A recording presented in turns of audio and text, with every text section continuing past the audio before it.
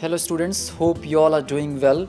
In this video today we will discuss the exercise part of our chapter number 3.3 and the name of our chapter is the Piggy Pub. So students, please turn with me to page number 88, read and find section.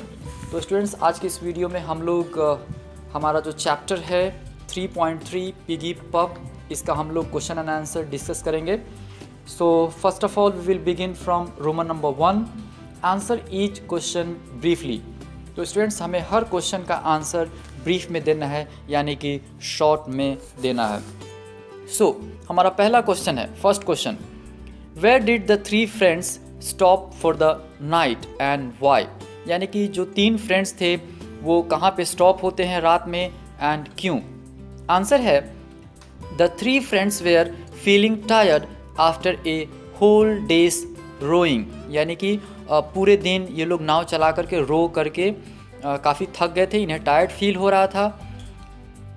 They hauled up for the night under a great elm tree. तो student, hauled up का meaning होता है moved slowly with a lot of effort. तो इन्होंने काफ़ी effort लगा करके कहाँ पे ये लोग आ गए, under a great elm tree, एक पेड़ के नीचे ये लोग आ जाते हैं. They fastened their boat to its spreading roots, यानी कि इन्होंने अपने बोट को उस पेड़ के एल्म ट्री का जो रूट्स फैला हुआ था उसमें अपने बोट को ये लोग बांध देते हैं. Here they decided to spend the night in their boat. अब वहाँ पे ये लोग डिसाइड करते हैं कि हम अपना रात जो है इस बोट पे यहीं पे हम लोग गुजारेंगे. हमारा सेकेंड क्वेश्चन है, how did they prepare themselves for the night, यानी कि वो खुद को कैसे प्रिपेयर करते हैं रात बिताने के लिए. आंसर है first they put up a canvas on their boat and then had a hearty supper. सबसे पहले वो अपने बोट पे क्या रखते हैं, एक कैनवस का एक छोटा सा टेंट टाइप का बनाते हैं रहने के लिए, एंड उसके बाद ये लोग हार्टी सपर, एक अच्छा सा भोजन लेते हैं, रात का भोजन लेते हैं. After lying down comfortably in the boat they started enjoying the beauty of the night. उसके बाद ये लोग खुद को बोट में क्या कर लेते हैं, खुद को कंफर्टेबल कर लेते हैं, and they started enjoying the beauty of the night, यानी कि रात का जो ब्यूटी था उस चीज़ को ये लोग एंजॉय करने लगते हैं.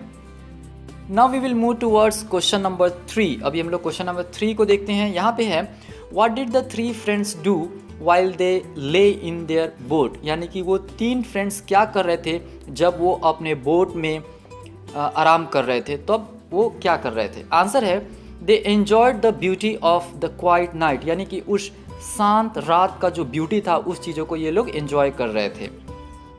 दे talked of the joys of travelling and of camping in the woods, यानी कि ट्रैवल करने में कितनी खुशी होती है, कितना एंजॉय हुआ, उस चीज़ के बारे में ये लोग बात कर रहे हैं. And camping in the woods, woods यानी कि जंगल में जा करके जब हम लोग घूमते हैं, एक जगह से दूसरे जगह जाते हैं, तो उस चीज़ों में कितना ये लोग को एंजॉय होता है, ये सब चीज़ों के बारे में ये लोग बात कर रहे थे. क्वेश्चन नंबर 4 है what reminded George of a funny incident, यानी कि वो कौन सी बात थी जिससे जॉर्ज को उस फनी इंसिडेंट के बारे में याद आता है.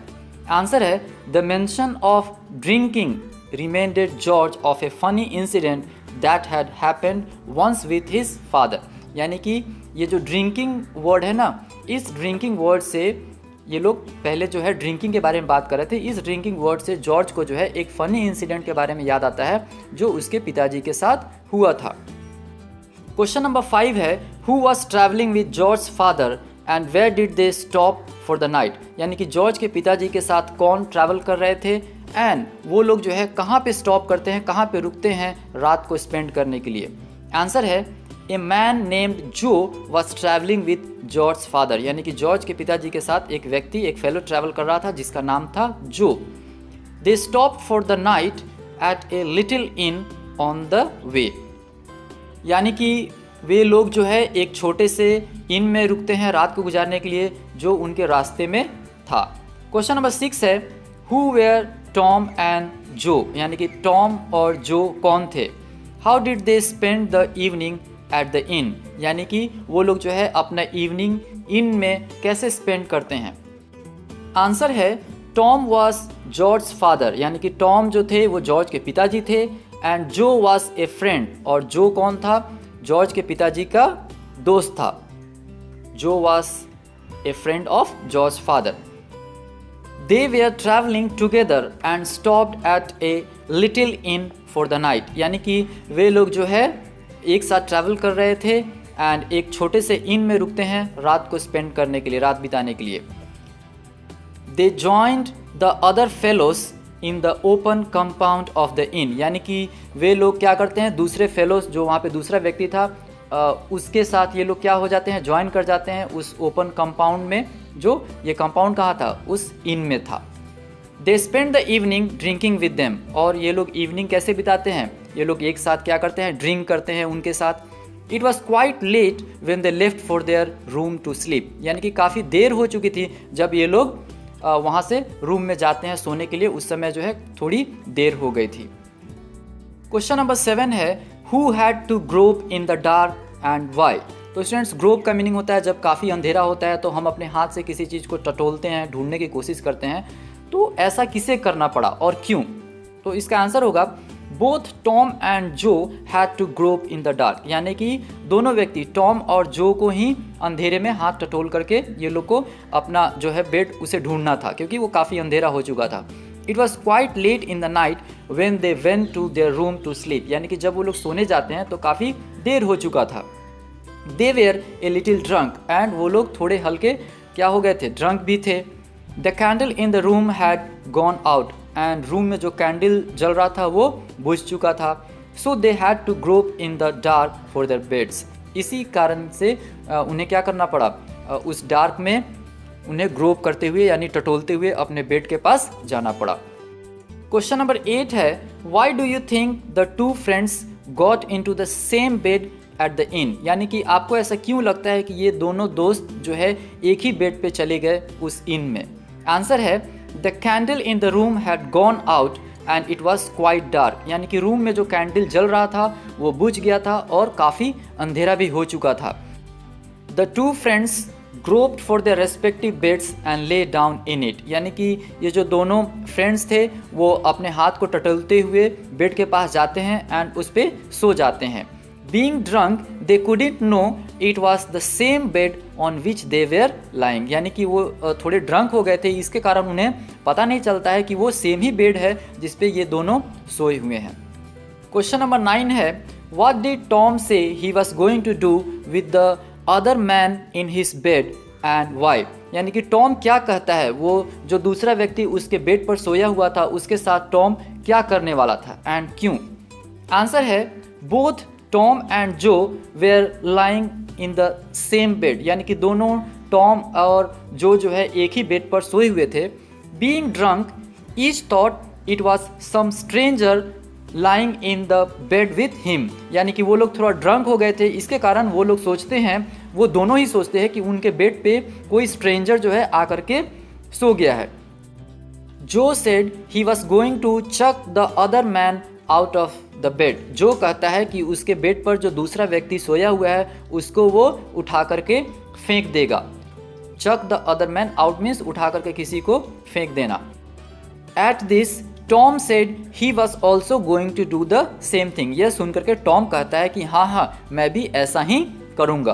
क्वेश्चन नंबर 10 है, who was chucked out of the bed and by whom. यानी कि बेड पर से किसको उठा करके फेंक दिया जाता है एंड किसके द्वारा. आंसर है both Tom and Joe were chucked out of the bed by each other. यानी कि वो दोनों ही टॉम और जो है वो एक दूसरे को धक्के मार करके बेड से क्या करते हैं, गिरा देते हैं. Each thought it was some stranger who had chucked him out. और वो दोनों ही सोचते हैं कि उनको किसने धक्के मार करके गिराया है, कोई स्ट्रेंजर है जो उनको क्या कर दिया है, हैड चक्ड हिम आउट, जो उनको बेड पर से गिरा दिया है. Being drunk they didn't know that both of them were lying on the same bed. यानी कि वो थोड़े ड्रंक हो गए थे, इसके कारण उन्हें पता नहीं चलता है कि वे दोनों जो है एक ही बेड पर सोए हुए हैं. क्वेश्चन नंबर 11 है, what story had Harris heard from his own father. यानी हैरिस जो है अपने पिताजी से कौन सी स्टोरी सुना था. आंसर है Harris had heard from his father the same story that George had narrated about his own father. यानी कि हैरिस ने वो सेम स्टोरी सुना था, किससे, अपने पिताजी से, जो स्टोरी जॉर्ज ने अभी अभी नरेट किया था अपने पिताजी के बारे में. क्वेश्चन नंबर 12 है, how it is known that the fellow travelling with George father was none other than Harris father. यानी कि कैसे पता चलता है कि वो फेलो जो जॉर्ज के पिताजी के साथ ट्रैवल कर रहा था वो कोई नहीं बल्कि हैरिस का पिताजी थे। ओके, तो आंसर है, after George had narrated the incident that had once happened with his father at an inn. यानी कि जब जॉर्ज जो है वो स्टोरी नरेट कर लेता है, वो इंसिडेंट को नरेट कर लेता है जो किसके साथ हुआ था, उसके पिताजी के साथ हुआ था। कहाँ पे? एक इन में हुआ था। Harris asked what the name of that in was. Harris पूछता है कि अच्छा उस इन का नाम क्या था। George said it was the piggy pub. और इस पर जॉर्ज क्या रिप्लाई करता है कि उस इन का नाम क्या था, the piggy pub. At once Harris knew that the fellow travelling with George father was none other than his own father। इस पर हैरिस को ये पता चल जाता है कि वो फेलो जो ट्रैवल कर रहा था जॉर्ज के पिताजी के साथ, वो कोई नहीं था, वो उसके खुद के पिताजी थे। He had often heard his father tell the same story। यानी कि वो अपने पिताजी से अक्सर ये सेम स्टोरी जो है सुना था। And which he said had happened to him at the piggy pub. और ये जो इंसिडेंट जो है ये कहाँ पे हुआ था, उनके पिताजी के साथ भी कहाँ हुआ था, द पिगी पब में हुआ था। सो स्टूडेंट्स, आई होप कि ये आपको 1 to 12 question and answers clear हो गए होंगे। So just go through this question and answer, read it twice and write down neatly in your English notebook. So students, आज के इस वीडियो में हम लोग यहीं पे स्टॉप करेंगे। See you again in the next video. That's all for today. Have a nice day. Thank you.